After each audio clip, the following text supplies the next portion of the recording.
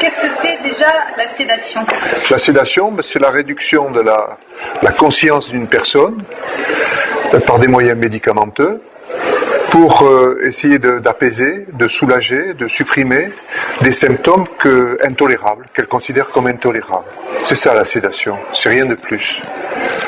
C'est quelque chose de réduction de la conscience par des drogues précises, qui obéissent donc à des règles de prescription bien précises, pour enlever cette sensation intolérable de souffrance, et c'est quelque chose qui est réversible. Il y a des échelles de gradation de conscience, il y a plusieurs échelles, et ça peut aller d'une réduction de la vigilance jusqu'à une sédation profonde, un coma profond, réactif, avec les risques d'entraîner la mort. Le rapport Sicard ne recommande pas cela, il recommande justement de ne pas modifier la loi existante. Cependant, il dit que si le gouvernement voulait faire évoluer entre guillemets la loi, et il parle donc de sédation terminale, et alors là je pense que c'est en fait une euthanasie qui ne dit pas son nom, parce que le but est précis. Sédation terminale, ça veut dire que ça se termine par la mort. Alors que la sédation en soi n'est pas là pour rechercher la mort, elle est là pour soulager des souffrances intolérables. Et je l'ai dit tout à l'heure, cette sédation est réversible.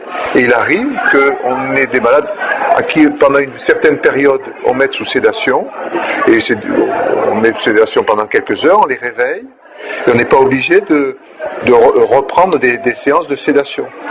Alors il est certain que quand on fait une antalgie par la morphine, quand on fait une sédation par ces drogues hypnotiques, eh bien, on a ce qu'on appelle le risque de double effet.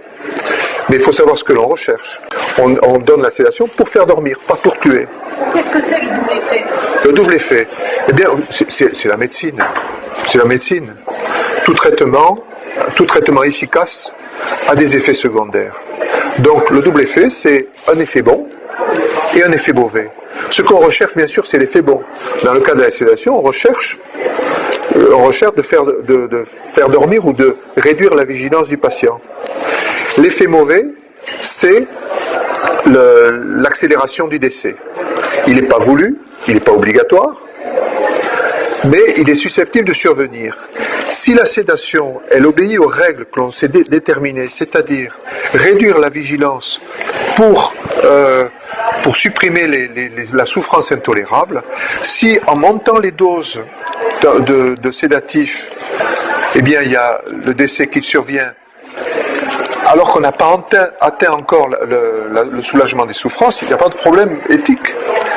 Par contre, là où il y a un vrai problème, c'est que en donnant un traitement sédatif, on le donne pour donner la mort. On dit on va l'endormir pour donner la mort. En d'autres termes, éradiquer le malade, c'est pas le moyen d'éradiquer la souffrance du patient.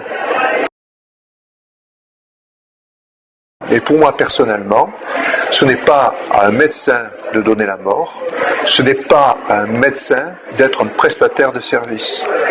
Parce que je pense qu'on évolue vers